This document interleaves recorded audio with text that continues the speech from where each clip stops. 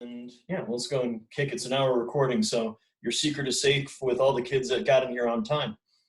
Now, when it comes to supplementation, it's exactly that, which is it's something to add to the diet to fill in your gaps. So what are you missing? And this is where we've talked about before in the class where a vegetarian might not be getting enough iron in their diet, so they want to supplement with it. You could have someone that has got one type of issue with malabsorption of a nutrient. Statistically speaking, over 50% of the US population is deficient in vitamin D. And you can get that from fortified dairy products. But if you're someone that doesn't do dairy, it turns out it's pretty hard to get vitamin D aside from eating like sardines and then doing things like mushrooms. So yeah, mushrooms can be fun, but it turns out sardines is not something you're gonna get a lot of people to sign up for. So it's often not going to be necessary if you're eating a good, varied diet. And seeing as how most of the people I'm talking to right now are broke college students that are on very limited budgets, it turns out eating a lot of fruits and vegetables, and Lord knows, you know, like we were talking about this past week, Mom, when they clear out all the vegetables at the grocery store because people are panicking, it, you know, it becomes harder to make up for what you're doing. So you know, what we're really trying to do is just make sure that we're getting in what we need and not trying to megadose on anything. Now, one of the first big things to keep in mind when you're actually looking at supplementation is specifically to realize that there is a lack of regulation in the supplement industry. So effectively, they can claim it to be an ingredient. They don't necessarily need to show its efficacy and its safety. And a lot of places don't use third-party testing to show what's actually in there. We're going to touch on that more at the end, but there's a lot of places that are selling stuff that is a lot less effective. For example, most of your ferrous sulfate that you find in like iron supplement pills is literally rusted iron, like off of like an old car bumper that they then treat with hydrochloric acid to separate into just as ferrous sulfate, which then they sell after they press into a pill form. And it's not very bioavailable. And, you know, obviously a lot of things are going to be modified in one way, shape, or another in order so that people are going to be able to ingest it. Like we process foods to make them taste better and change texture and so on. But just keep it in mind that there's some issues. Now, the next big issue that you're going to see is going to be the fact of being aware of what's really going on when we're looking at supplementation. So always keep in mind context. So a lot of the research studies on certain supplements are very specific to groups. HMB, which is a metabolite of the amino acid leucine, has been really, really useful at helping increase muscle mass in geriatric populations. Because what it does is help decrease muscle catabolism, which is a problem when you're older in that your muscle catabolism rates keep going up and up, and your muscle anabolism is not enough to overcome it. So when you're looking at that context, you're looking at that population. HMB is really good for old folks, but as far as young people, and it's, well, okay, younger than me, you know, aka these college students, it doesn't really seem to have that much of a use. And then the other side of it is certain supplements work really well in people that are untrained, like arginine supplementation, citrulline supplementation. A lot of your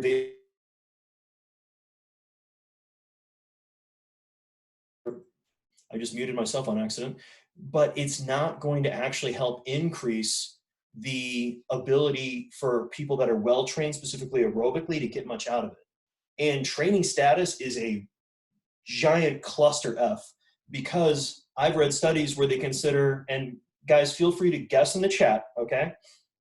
It said that they used elite level bodybuilders, okay? Guess how long you had to been lifting weights for to be considered an elite level bodybuilder?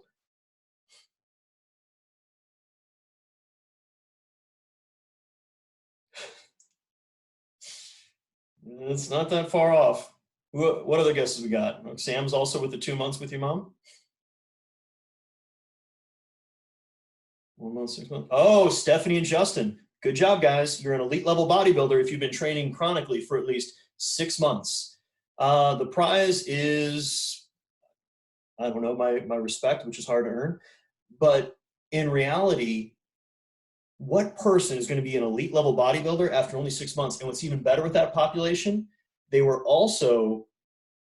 all of them said that they had never used anabolics.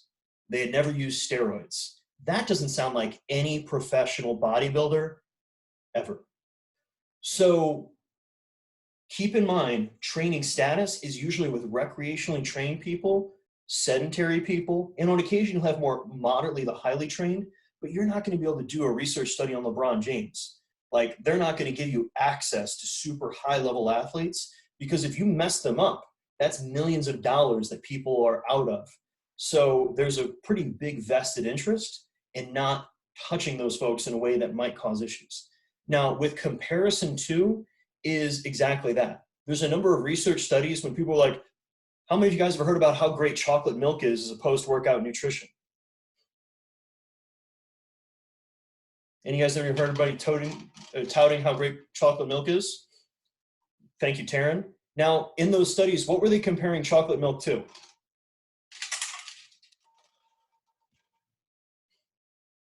What do you guys think they were comparing it to? Yes, Taryn. No, they were comparing it to water. So if I give you, check your spelling, Mom. If I give you something and then I also give you nothing, go figure, you probably get more out of something compared to nothing.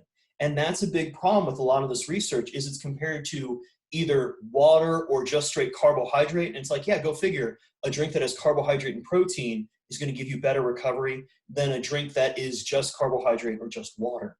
So what is it being compared to? Now with randomization, it's how do we make sure that we've got even groups that are both trying this out and we're not doing anything to effectively already put some bias in the research and having one individual getting exposed more than another. Now, crossover design is one of the best things to look at when you're looking at for the effectiveness of supplements.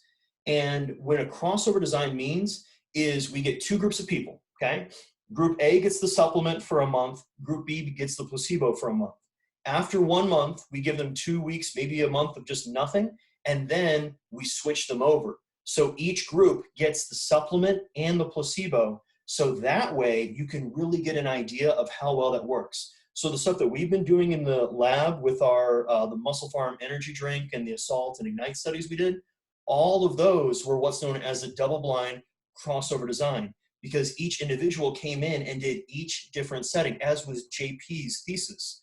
So that way people are going to be being exposed to more than just the one setting, so we can really get an idea of how much of an effect does that go.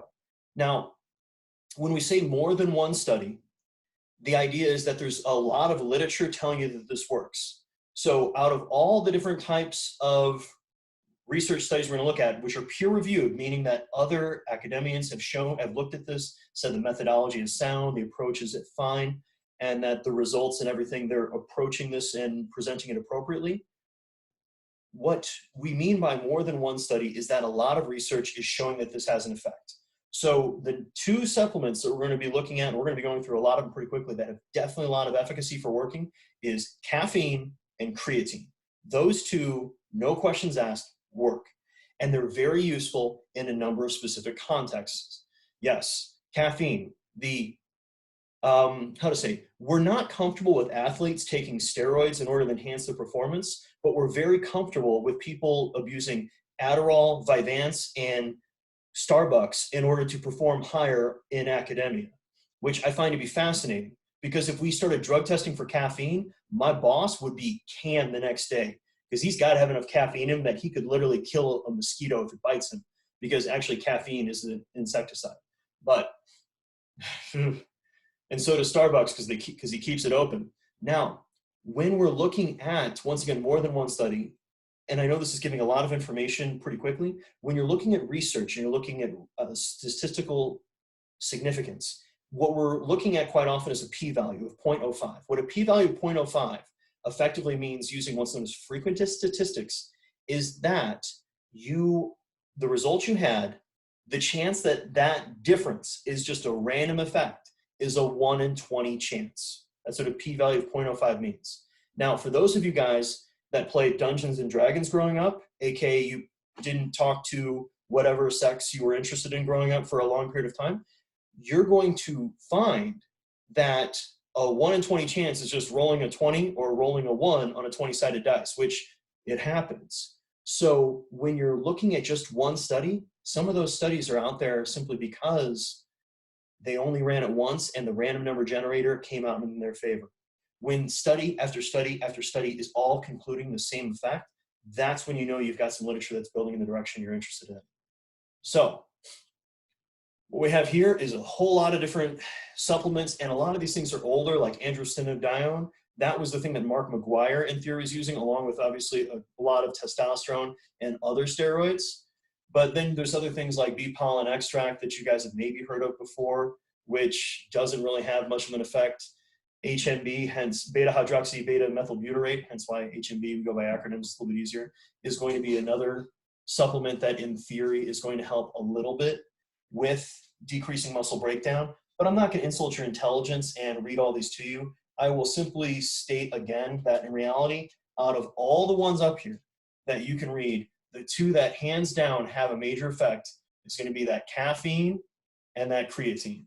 Those are going to be the two that are worth paying attention to and potentially utilizing if you're looking for something to give you a little bit of an edge. Now, you maybe heard of DHEA and dihydroxyacetone. That's just going to be another modification of effectively a ketone body. But this book was published before any research has really been out on ketone supplementation.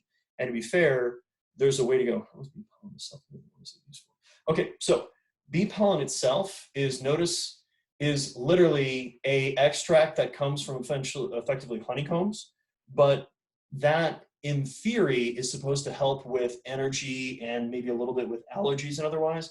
But in reality, as far as the research doing it, it doesn't really seem to have that much of a use. So there's a lot of supplements out there that are in theory helping. I mean, let's be honest, guys, right now, there's a lot of people freaking out for good reason about the pandemic. And so there's some people that are less scrupulous that are saying, oh, if you take my supplements X, Y, and Z, you're going to increase your immune system and there's no way that you're going to get infected.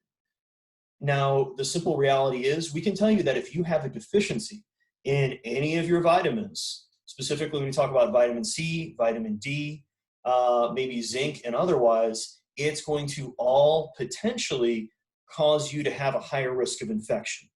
And that's just for all diseases in general. If you have deficiencies that are specific to helping with your membrane integrity, aka vitamin C, with your normal immune system functioning, aka zinc and D a little bit, yeah, you're going to have an increased risk of getting ill, but there's nothing really out there that's going to give you that much of an advantage. The key is, like anything else, guys, to be aware that there's a lot of supplements out there. I love the glutamine stuff because you see that, I mean, you obviously find a lot of it in our lab. It doesn't really seem to have much of an effect. There's some folks that argue it might help with your digestive system function, and then same thing a little bit with immune function. But in reality, yeah, Mom, there you go. The best supplement to use is an N95 mask and social distancing. The best way to help your immune system in the outbreak is to not have to test your immune system. You know, go figure. Ounce of preventions. Now, we're going to kind of go rapid fire through. Oh, yohimbene's fun because it's actually a mild amphetamine, which in theory is going to help increase energy and metabolic rate. And I think my wife just walked out. So when she comes back, remind me, folks, that I need to ask her about her experience trying yohimbene out once. Now, carnitine, remember, helping a little bit with the shuttling of fatty acids into the mitochondria through the CAT1, CAT2 system, in reality is rarely going to be the limiting factor. So massive carnitine supplementation doesn't seem to have a positive effect, but in theory, taking carnitine in with your omega-3 fatty acids is actually going to help with their bioavailability and their incorporation into your membrane integrity like people typically hope for. Now, creatine, once again, guys, is the thing that really, really is going to help us out. And what's really cool is you don't necessarily need to supplement with creatine. Instead, you can think of it as you can just have a diet that's high enough in protein specifically notice guys from beef or pork, or from things like salmon and herring. And if you're getting enough, it's nearly going to be the same as taking creatine. But what's really fascinating is creatine in farm-raised fish, farm-raised beef, any animal that's literally less physically active than it would have, naturally has lower creatine levels in it. Now, we can create our own, but in reality, creatine is one of those that to supplement with it, for most people that are not, anybody that's essentially not a long distance runner or a weight class athlete, it's really useful for. Glycerol is interesting in that it can help with hyperhydration. And this is one of those situations for folks like Taryn that might be going out to be doing 2-a-days in the heat, to actually put some glycerol in their water and then drink that pre-exercise, because it's literally going to help with extra water retaining. And because that extra amount of water that they're retaining, like we talked about with electrolytes and fluids previously, it's going to allow for them to keep the performance up longer before they start to have the negative effects of cardiovascular drift and dehydration. Yep. Andrew. Oh yeah, kind of go lightning round. Andrew, doesn't work, not legal. And what's even better, prohormones, stay the hell away from them. The problem with prohormones is they're analogs of testosterone and other anabolic compounds. The 1AD that was legal whenever I was your age, you could buy that. It literally, you take it orally. It does have some, it puts some stress on the liver. It then gets modified into testosterone, and boom, you've increased your test levels. That was the first one to legalize. Then it was Masterdrol and Superdrol and a number of other prohormones that were just slight variations on testosterone. They also had the lowest amount of side effects. Now, when those were legalized, they then went to the next ones, which didn't have as much of an anabolic effect, but they had more side effects. And then those were legalized, and then those were legalized, and then those were legalized. So the prohormones that are left on the market, guys, that are still legal, are the ones that had the highest amount of side effects when they were first developed, with the lowest amount of anabolic effects. So using prohormones is legitimately way less safe than it used to be. And it's only going to be worse so, because a lot of people aren't really tracking or paying attention. And if you guys have questions as I'm going through, please drop it in the chat so I can go ahead and speak on that. So bee pollen doesn't really work. Chrysin is interesting because it might be slightly estrogenic, or avoiding aromatization into estrogen. So it might be useful in guys, specifically with post-cycle therapy, but that's only if you're doing drugs. Now, increasing or taking beta-alanine might be useful for people that are really hard anaerobic athletes. Specifically, if you're working hard in that 30 seconds to 2-minute range, it's going to help increase your endurance and potentially your performance. I used to supplement with this whenever I was doing strongman competitions, because it's typically like 1 minute, max reps, as many as you can do. And it actually increases your intramuscular carnosine levels, which allows you to buffer that decrease in pH due to your lactate production, which keeps your performance up a little bit higher and will allow me to eke out a couple more reps or to cover a little bit more distance in the submax events. Now, the problem with it is when you megadose, you get what's known as paresthesia. Paresthesia is pins and needles, and it's typically on your face. So then you start to feel like you have meth face and you want to scratch yourself all the time. So typically, for most people, I would avoid supplementing with it. But if that happens to be where your athletic endeavor is, yes, and absolutely right now, you should not be touching your face. Solid. HMB, we already talked about. Now there's some other leucine metabolites out there. You might have heard of HICA or KIC that are out there. Now those are, once again, slight modifications of the amino acid leucine, which in turn can potentially increase and cause a little bit more anabolism, but in reality, it doesn't have that big of an efficacy, especially when it comes to the amount of money you'd have to spend on it. Yeah, boron in theory helps the testosterone levels, but it's not the big of a deal. Caffeine is freaking awesome. It works, it works, it works, it works, it works. It helps improve endurance performance. It helps improve maximal exercise, and even allows you to do things like supermaximal, like really heavy lifting and otherwise, making it a little bit more excitable. It helps a little bit with cognitive functioning, as you guys, a lot of you know from your use for it. The big key with caffeine, like all supplementations, your caps lock is on, mom, is dosage. Caffeine, you're looking at 3 to 6 milligrams per kilogram of body mass.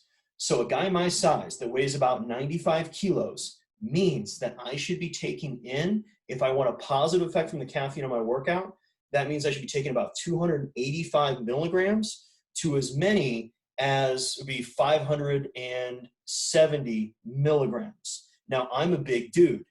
Now, if we were to turn on the other side and give that same caffeine dosage to Stephanie or Michaela, those gals are going to be hurting because they've gone to at the point where they're now at the far end of caffeine, and because they've taken in so much, the side effects, so the anxiety, the jitters, the lack of focus and control is now outweighing all the improvements you initially had.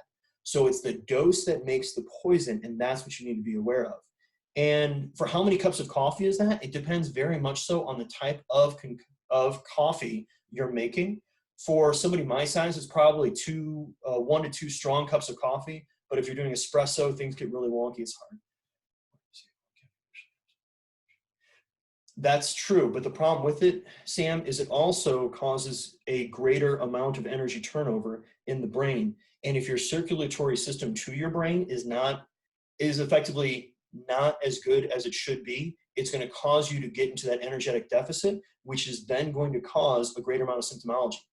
Pre my concussion, every morning I would drink 20 ounces of French press coffee on my drive into work. And that was just like waking up and let's go.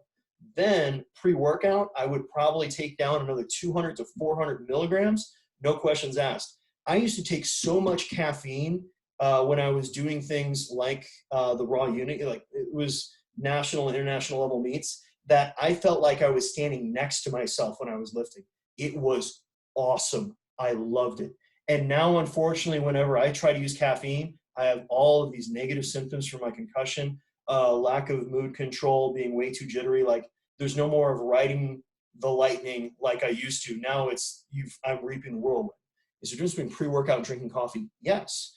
Coffee is also an herb, and a bitter herb at that. So in theory, drinking coffee actually has a couple other components that actually have positive effects on health. Kind of like when people talk about resveratrol in grapes, aka a way to rationalize drinking wine, or when they talk about the positive effects like chocomine when it comes to things like chocolate. And so pre-workout tends to metabolize in your system a lot faster. Doesn't caffeine usually come with a lot of added sugar? Not if you're doing just straight caffeine pills, and not if you're doing it through coffee. The key is it's the source that you're getting your caffeine. Now, caffeine or coffee also has theobromine, which also can be an anxiety-causing metabolite, and has a number of other variations on it. The dosage per body weight, Michaela, is 3 to 6 milligrams per kilogram of body mass. And people that are habitual users have to go even higher because caffeine, you tend to build up a the dependence quite possibly, but definitely you start to build up a resistance. So you need more and more to give the same effect. Now, it can actually help with carbohydrate absorption. So I've heard of people supplementing with caffeine post-workout as a means to literally help with glycogen replenishment inside of their muscles. And we've kind of touched on those mechanisms of action. It's adenosine reuptake blocking along with excitability on membrane potentials. And as far as caffeine versus coffee, the coffee, like I said, has other components and antioxidants that are probably good for your health potentially. And everyone has different side effects. Caffeine, there's major genetic markers for individuals that are fast and slow metabolizers of caffeine, and then also individuals that are going to have higher or lower tolerances. Like I said, pre-brain injury, I was pounding down caffeine, and that was one of my favorite drugs to use. That was probably my favorite drug to use, hands down. Number 2 is alcohol, and turns out both of those are out. Now, as far as side effects, how many of you guys know that you can't even do coffee because it gives you no third drug? Remember, Mom, I was straight edge. I was boring. Unlike you guys, I never smoked weed and everything else. That's the same thing they said man, that's disappointing. But the DARE program, I guess, kind of worked with me. Fun fact, not that I'm still butthurt about this, but in 5th grade, the guy that won the essay in my school for the reason he'll never do drugs which I thought it should have been me because I was very passionate about it and it was pretty straight edge. He was then kicked out of school from 8th grade to 9th grade for selling weed on middle school grounds. And I think he's working in business now in KC. Seems like he's doing pretty good for himself. Now, but getting back to it, guys, how many of you guys know that you just can't tolerate caffeine, or you know somebody that can't tolerate caffeine?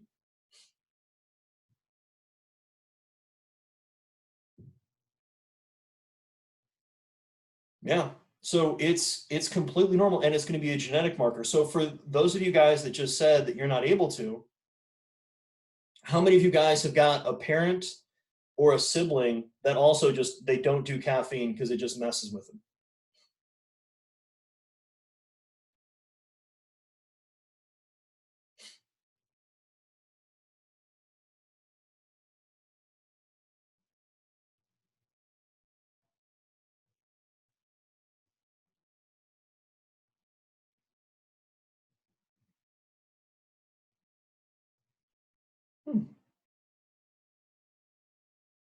Well, Stephanie, you're also a very small person.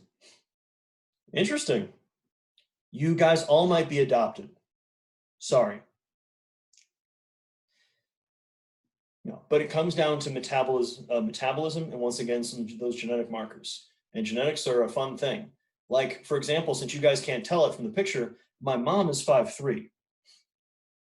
Nice, Courtney. My dad is 5'6" on a good day, and I'm 5'10". Mom, you're 5'5" when you're wearing 2-inch heels. Don't lie.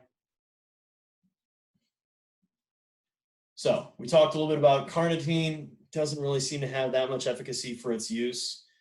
Choline is useful in that it's actually incorporated into the nervous system, and specifically for acetylcholine, it's one of the precursors. There's some ideas that different preparations like alpha glycerophosphocholene, alpha GPC, along with CDP choline can be potentially useful for helping with increasing these levels, but it doesn't really seem to have that much efficacy, but it might have more health in some neurological diseases.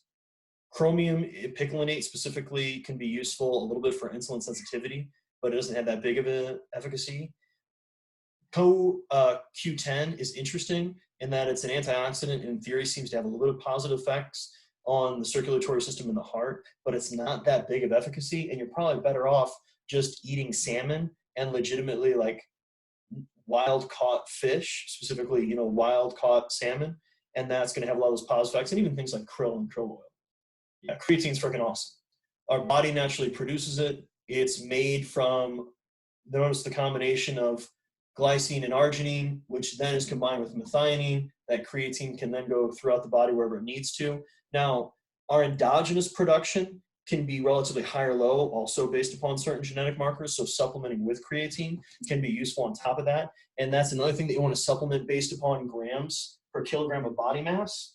And usually it ends up being, if I remember correctly, it's close to, I think about 3 to 5 milligrams per, no, I think it's 30 to 50 milligrams per kilogram of body mass. So it ends up being about 3 to 5 grams per day for a guy my size. Now, you can load creatine, but the point of loading creatine is you're just going to peak out your creatine reserves in a shorter period of time than you would if you just took that normal maintenance dose, where you'll eventually hit saturation anyways. So loading is really good if you're trying to just put on a lot of muscular weight and water weight rapidly. However, it's much more expensive because you're literally going to blow through more of the product in a shorter period of time. So my suggestion is to avoid that. When we say weight gain, it literally causes, it's picked up into the muscles, the brain, hence why it's useful in the nervous system, and the effectively the sex organs, testicles and ovaries. Now, that increased amount of creatine is going to cause an increased amount of fluid retention in those areas, and it can be useful in those shortest energy systems, that 3 to 15 seconds ATP PCR. So it's going to be useful there. For an endurance athlete, it's going to cause, once again, that weight gain, which is going to lower their power to weight ratio, which in turn is actually going to make them less efficient as a long distance runner. So if you're a true distance athlete, I would not supplement with creatine. If you're somebody like a soccer player, obviously football player, wrestler, somebody that still needs a burst of energy, it might be useful, especially depending on your role on the team.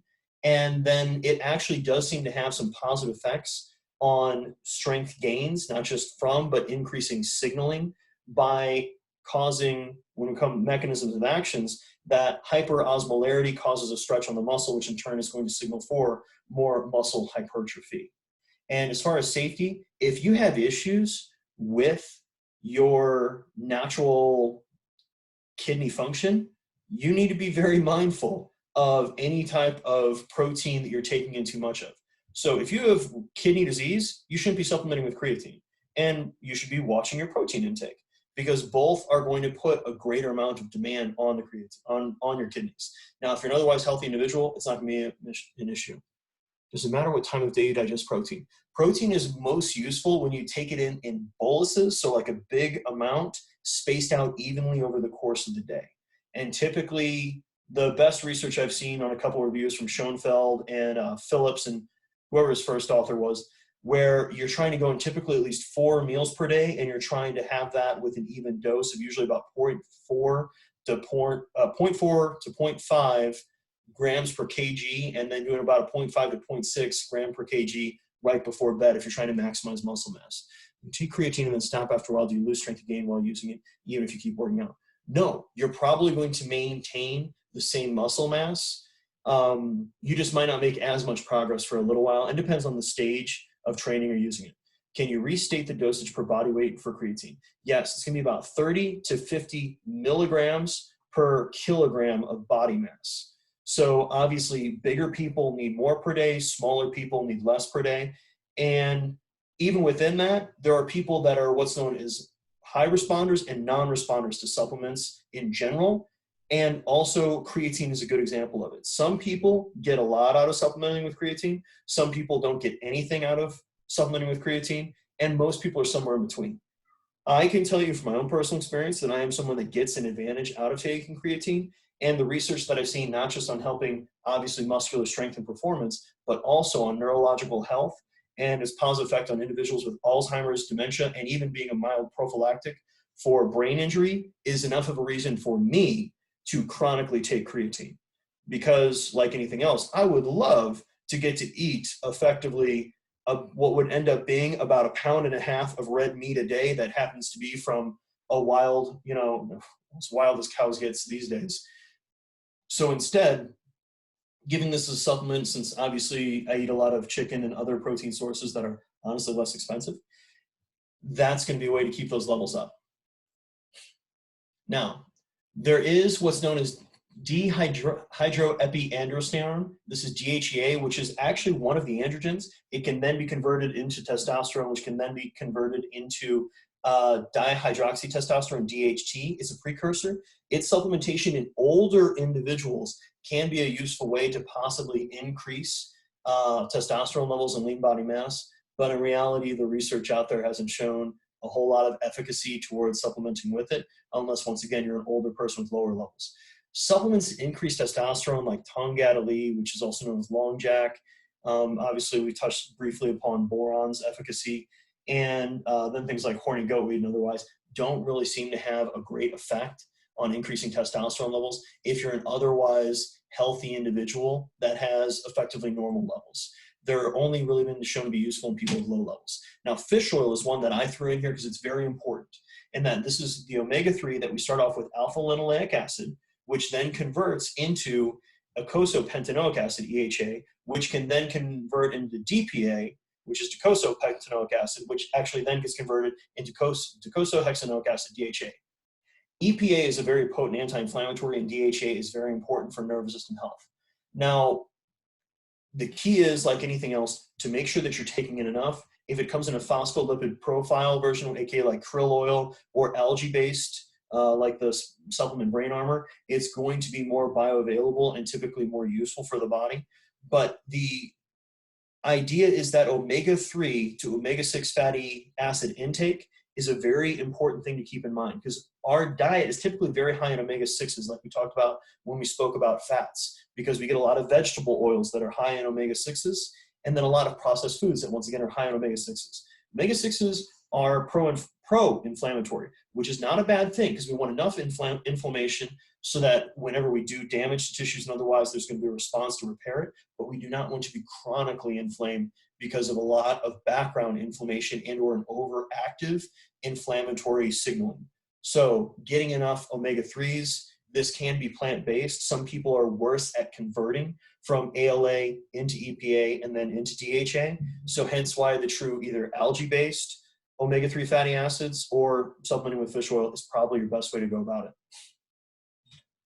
Ginseng is a herb that's found all over the place, but most popularized in Eastern medicine as something that helps a little bit with neurological health and performance. Once again, not one of those that has a major amount of efficacy, but one to just be aware of that's out on the market. We talked about glycerol hydration. Inosine is one of those things that actually used to be considered one of the B vitamins, but then was argued no longer to be necessary. If you megadose it, it's quite the potent anxiolytic, and it has perhaps a little bit of other factors in overall health. But once again, if you're eating a varied diet, you're getting enough inositol in your diet without having to supplement. Lactate, remember, is a fuel source, not the thing that causes soreness. And what's interesting is that uses a different transporter in order to get the carbohydrate into our bloodstream. So aerobic athletes might get something out of supplementing with lactate or polylactate salts along with fructose and glucose in order to get a greater amount of energy availability when they're participating in whatever their aerobic endeavor. Lecithin has had a little bit of effects on positive blood biomarker. You find it's kind of a binding agent. It's usually found from soy or wheat, which in reality, how would you just eat the bread or eat the edamame? MCT oil, in theory, is going to help a little bit with energy production if you give that to someone, but in reality, it doesn't seem to give you that much efficacy. It might increase fat metabolism a little bit, but it's not like you take coconut oil and then all of a sudden you can run through walls. Yep, just another variation of an old B vitamin, which in reality doesn't have much efficacy. Phosphatidylserine is incorporated into your nervous system and actually helps decrease cortisol production. That's why you see it incorporated sometimes into pre-workouts or other supplements for folks to have before they go to bed. Not a whole lot there. Phosphorus, like calcium, is going to be useful as a mineral. You probably don't need to supplement. Pyruvate, when it comes to energy production, there was arguments that it helps a little bit. It can cause flushing, but doesn't really seem to increase performance. Taking literally baking soda, not like you young kids use a metaphor for cocaine, but baking soda is actually going to cause your pH to increase, which allows you to deal with a greater amount of lactate production, and it's going to enhance your performance. And this one tends to top out when you're supplementing at about 0.3 grams per kilogram of body mass. The big problem with supplementing with large amounts of bicarbonate is it is a potent laxative and GI distressing agent.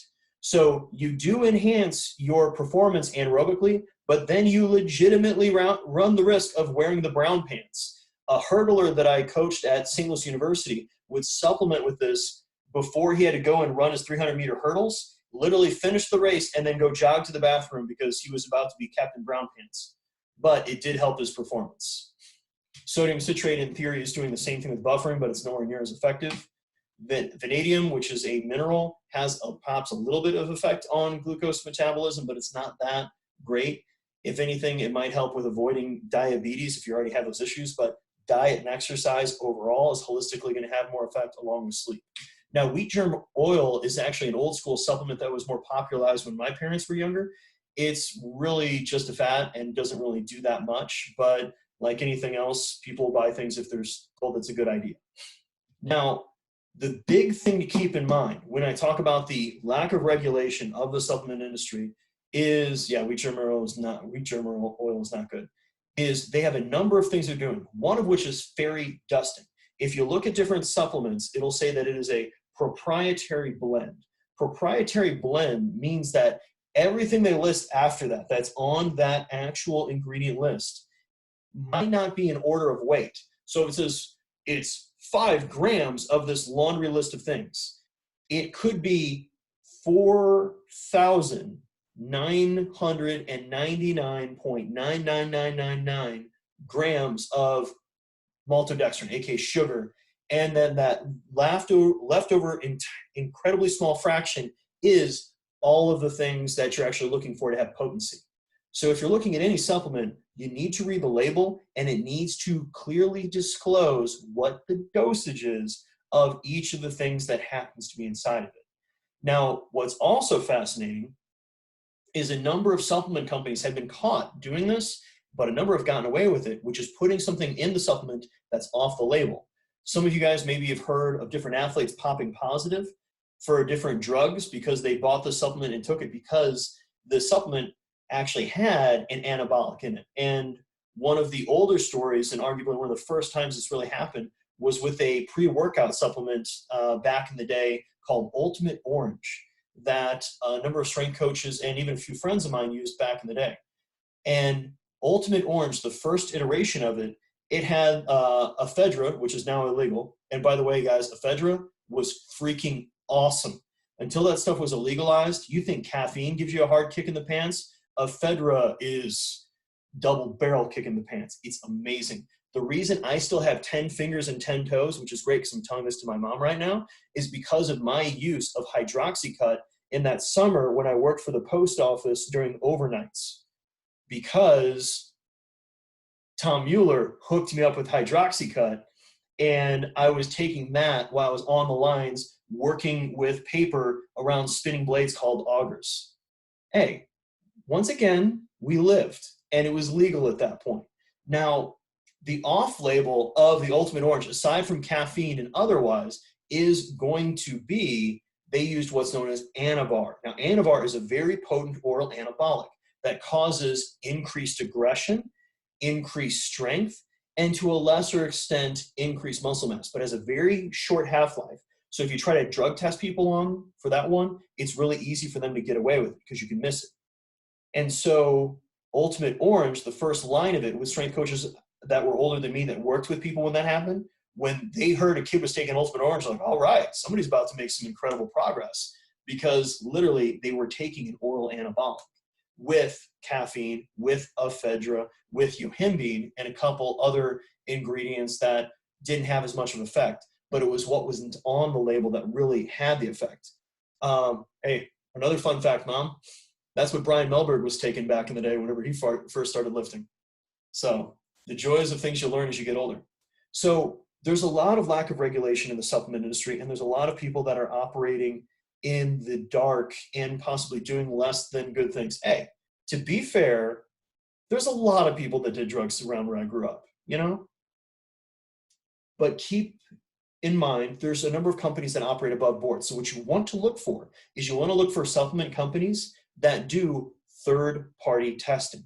Third-party testing means that they send that supplement out to a lab that has nothing to do with them, and they actually test the product to make sure that what is on the label is what is inside the bottle.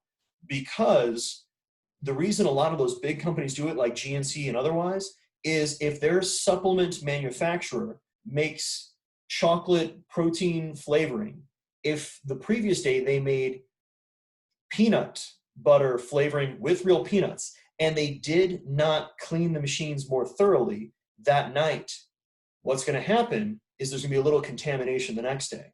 And so now, if a big company like GNC that gets ingredient 1 from this company, ingredient 2 from that company, and it's just all effectively, you know, being sold out, they're not doing any of this production on their own, they can have situations on their hand where it gets contaminated. Somebody with a peanut allergy buys chocolate protein powder, has an allergic reaction, ends up in the hospital, they sue GNC, and they can make hundreds of thousands, if not millions of dollars, depending on how severe it is.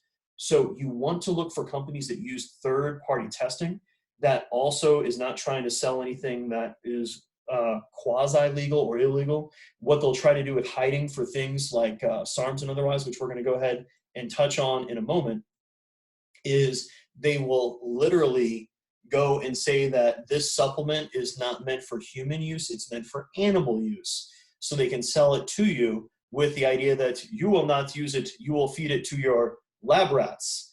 And your lab rats will be the ones dealing with the side effects or anything else, not the actual humans. So what I have here, guys, is a list of different supplements.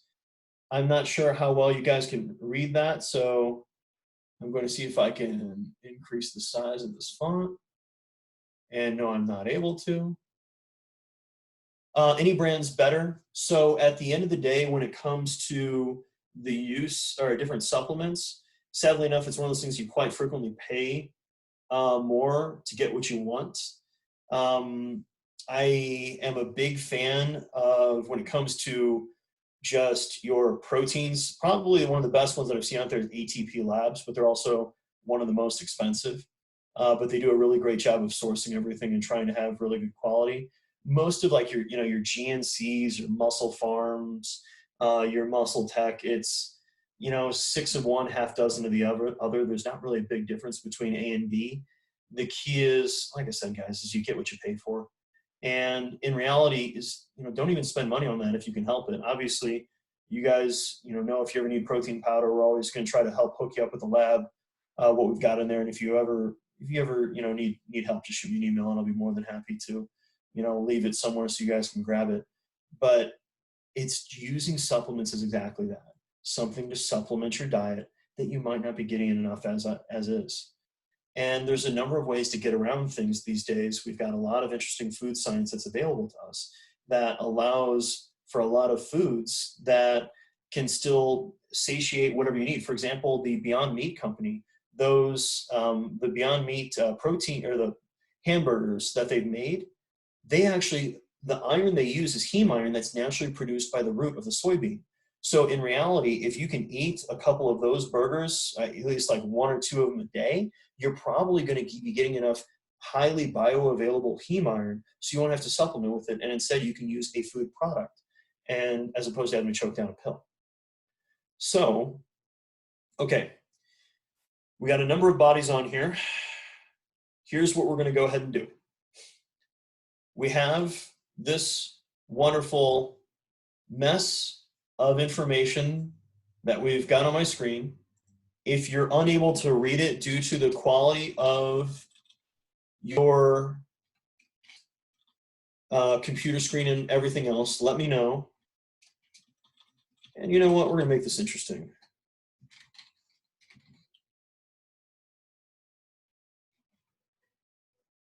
And SARM specifically, this is great. Mom, you're in charge of looking at Austrian.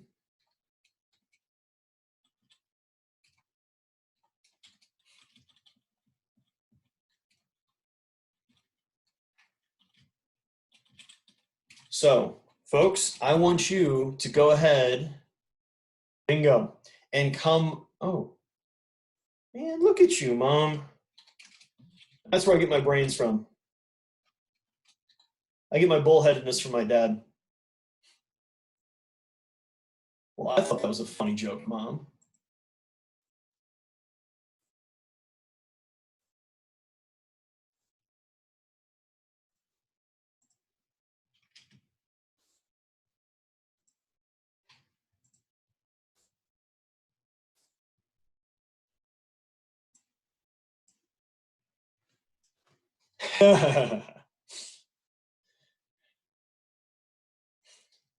So, what I want you guys to do is I want you to go ahead and research on any of these, and then once you come up with some information, I want you to go ahead and paste it into the slide to show what you came up with for any of those given prompts. And first, I want to introduce you guys to one of my favorite links when it comes to the efficacy of supplements, and that is the source of examine.com.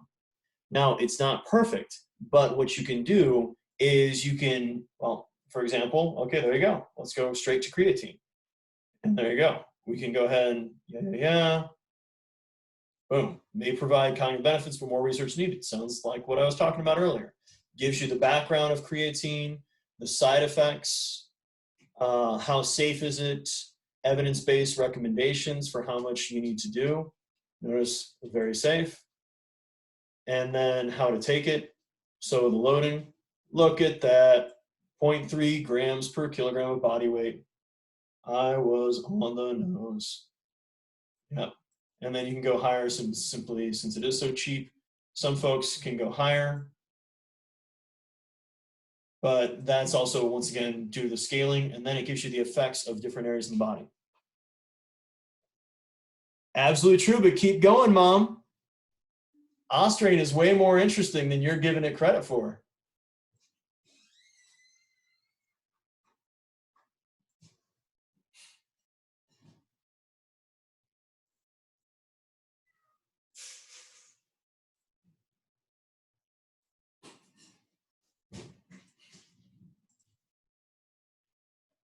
But go ahead, guys. Pick one, look at whatever research is out there, and then once you find anything, then I want you to go ahead and just copy and paste into the chat what you find on it.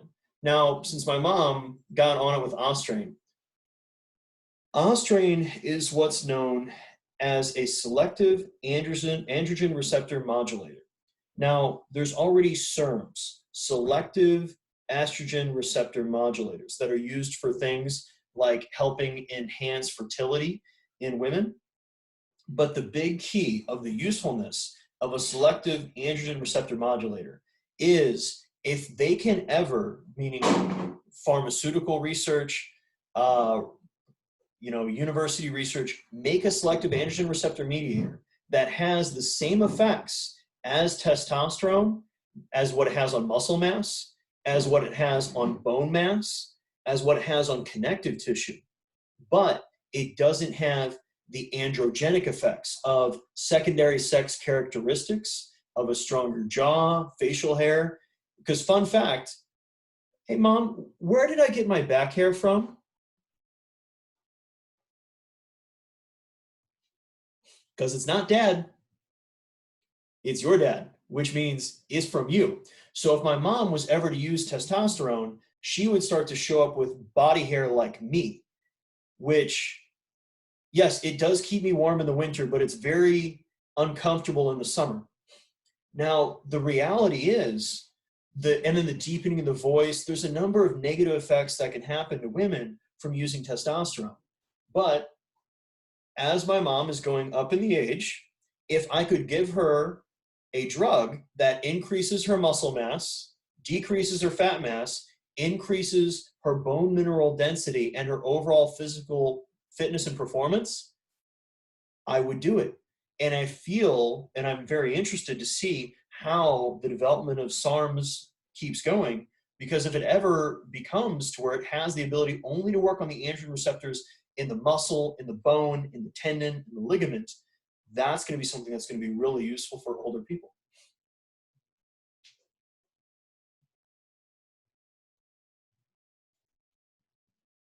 You don't want to get jacked, Mom?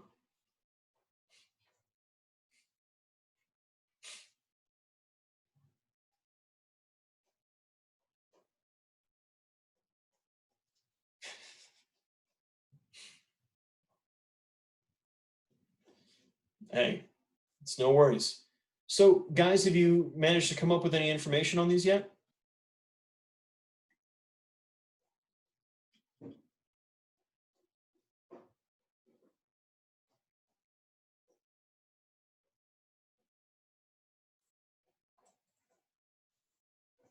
Great job, Daniel, on CBD.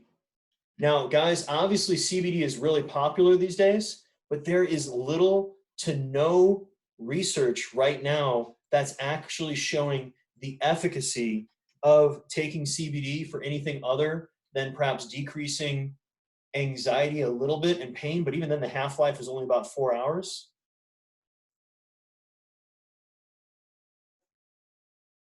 Okay. Ooh. Nice job, Justin. Oh, sorry, and that's definitely not methylfolate. That was meant to be under race TAMs. Okay.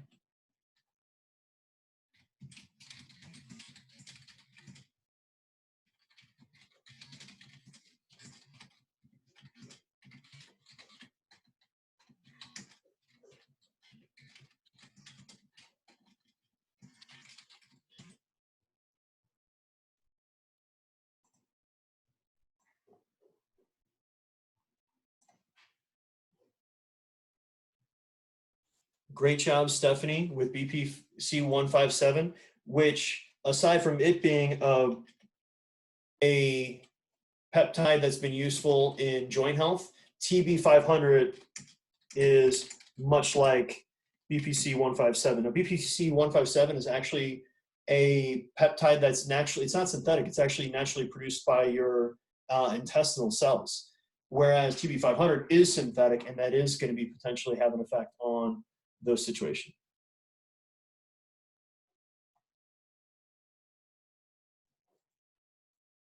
Yeah, and if you actually, Justin, thank you for putting that out there on CBD use. Individuals that take excessively large amounts of it will actually pop positive for marijuana if they take too much.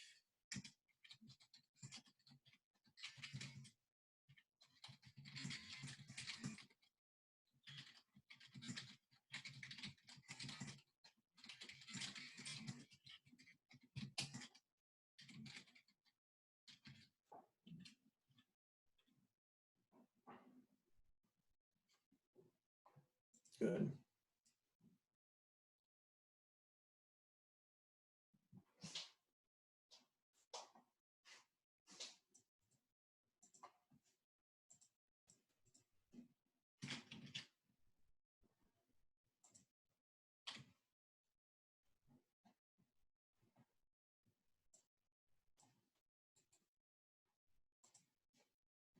Yep.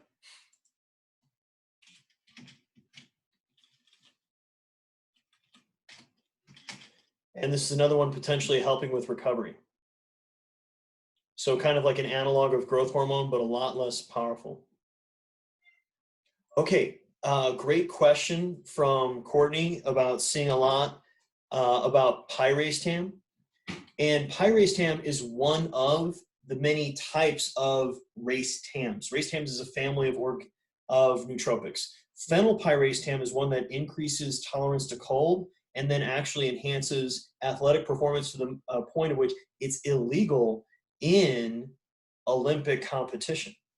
Now, aniracetam is one that's used mostly for being slightly anxiolytic, along with potentially increasing neurological performance. Oxiracetam and nephiracetam have positive effects on performance and health. Pyrastam, the original, it has some positive effects on increasing cognition, but also helping decrease negative outcomes from stroke or other ischemic events to the brain. Yes, Taryn. So specifically, magnesium threonate is the one that's the most bioavailable, specifically to get into the brain. So there is the use for supplementing with it, specifically in individuals that have had a brain injury otherwise, to help with relaxing and calming the mind. Now, peptides, that's kind of a general class, but typically it is an analog of growth hormone. And then variations on testosterone that have increasingly higher risk profiles due to those that are still legal are the least effective and most dangerous.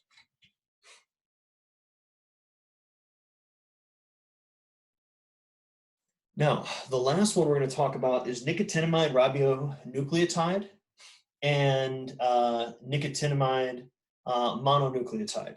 Now, these are two different supplements that could go ahead and increase. Nice job, Courtney. Yeah, you do want to take in your racetams with a fat source since they are fat soluble. These have been more recently researched by individuals at a number of labs like Harvard and otherwise that are very fascinating to me because they can have potentially positive effects on both mitochondrial function and cellular NADH levels, which tend to decline as you get older. Now, how effective? We don't know. So, like CBD, a number of people are trying to sell them without really having solid science to back it up. Nice job, guys. Nice job. All right. So if you guys want, you can feel free to unmute yourself or once again, throw it up in the chat. What supplements do you have questions about? Anything and everything. I'm more than happy to go ahead and talk given my limited knowledge, and then or be able to help push you and point you in the right direction to really figure out what may or may not be something that's worth using or not using. I have a question about emergency, the one for like immune systems. Yeah. What's your view on that? It's some vitamin C, it's some zinc, and a couple other vitamins, and I think like some echinacea, which has a little bit of research showing its effect on your overall immune function, but not enough that it's like, oh man, thanks to taking that echinacea, you didn't get COVID-19. Great job. In reality, it's one of those situations where your average American's diet is quite frequently dog shit. And because of that, because they're not getting enough vitamins and minerals, using a supplement like that might actually help decrease the risk of infection otherwise. And the more stressful situations you're in, not just with disease, but just exercise and otherwise, the greater your demands tend to be for some vitamins and minerals like we've talked about previously. So supplementation, especially potentially for you guys, given your budget constraints, because I know we've talked through the examples of having the sad diet that effectively is made up of milk, eggs, and rice, because calorie for calorie, they're really cheap and you can really hit all of your demands, but you're still putting that at the expense of your micronutrients. Daniel asks, I have a pre-workout that has deer antler velvet. Does that affect the body? I've heard it stimulates you more. In theory, deer antler spray and velvet is really high in naturally occurring growth factors. The problem with growth hormone and otherwise done orally is your digestive system breaks it down. It's the reason why you can't do oral insulin, because you digest that insulin since it's a polypeptide hormone, just like growth hormone. So in reality, growth hormone really only works when you inject it. Whereas your cholesterol-based hormones, so hence your estrogen, your testosterone, you can take it orally, like birth control or the Anavar I talked about earlier. Or you can be taking oral thyroid hormones, since it's a single amino acid, like thyroxine, cytomel, and otherwise, because the body it'll break down some of it just from the natural effects of your digestive tract, but not that much. When taking creatine, what is the best form to take? Monohydrate is the one that's the most heavily researched. In theory, hydrochloric creatine HCl is a little bit more bioavailable, but the cost differential, it doesn't really pan out that it's really worth spending the money on the creatine HCl. Just the creatine in general is going to be probably more useful. Do all vitamins get along with others? Does one negate another? It's not so much that vitamins don't get along with one another, it's minerals. Minerals tend to compete for the same receptors. So if you're not careful and you're taking a lot of minerals at the same time, those will compete with one another, and that can sometimes cause one to be uptaken at a much lower rate because it's outcompeted. Like calcium and zinc are going to be preferential to magnesium and boron, if I remember correctly, for the pathways respectively. And because of that, if you're trying to do a big supplement of all these vitamins and minerals, you're not necessarily going to be able to get that much in. Plus, once you oversaturate, you pee out the excess for the most part. Yes, you can get into situations. Sam had a great question this past week, which is what happens if you take in too much of vitamins and minerals. If you double, triple, and even quadruple the RDA of pretty much every vitamin and mineral, you're not going to have too much of an issue. Unless for sodium, that might be, especially for people that are salt sensitive, they can have some blood pressure issues. But most folks are probably not going to have any problems. It's chronically insanely high supplementation of any vitamin or mineral that can lead ourselves into potentials with toxicity, and especially the more fat-soluble ones or ones that are eliminated at higher rates. So, good questions, guys. Anything you guys want me to talk about otherwise? Otherwise, we can call it a night a bit early. Yeah, I like talking about supplements because they're interesting to me. And obviously there's a lot of people that are more than happy to help relieve people of their excess income so they can make money selling products that may or may not have that much of an effect. In fact, there's some interesting placebo studies on supplementation showing that literally just buying the supplement and never taking it, just buying it, causes an increase in performance, because people are like, oh, I bought this now, so I'm going to make these gains. When in reality, it was just their own psychology that was pushing them to work harder and get better. So,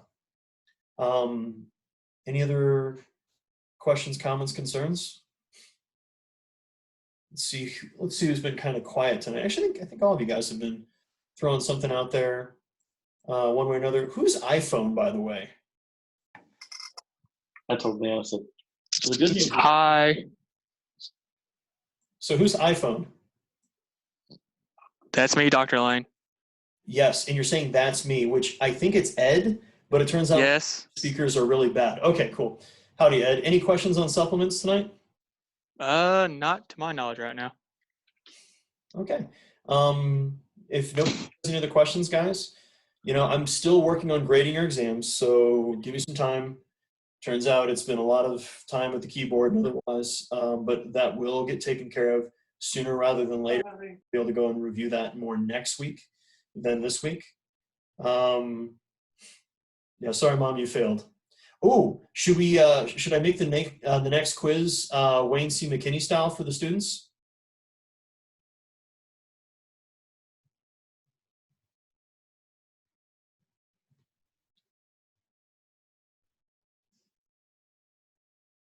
Okay, so I'm stealing my mother's story.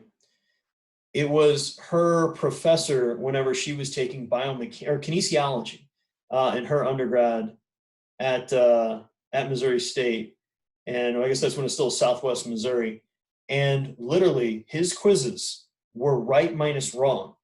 So every question that you got wrong, you not only didn't get that point, but then, oh yeah, and they're also pop quizzes. You would then lose your right answers. So if it was a 10-question quiz and you only got half of the questions right, it was 5 minus 5. So you would actually get a 0 for the quiz.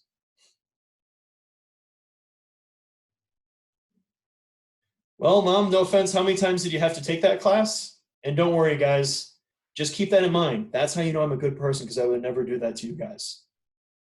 Because, I mean, boy, howdy. The other thing that was pretty entertaining that she told me about that guy is he was like a marathoner, and if any of the students could beat him at a 5K, he'd give him an A, and supposedly he never lost.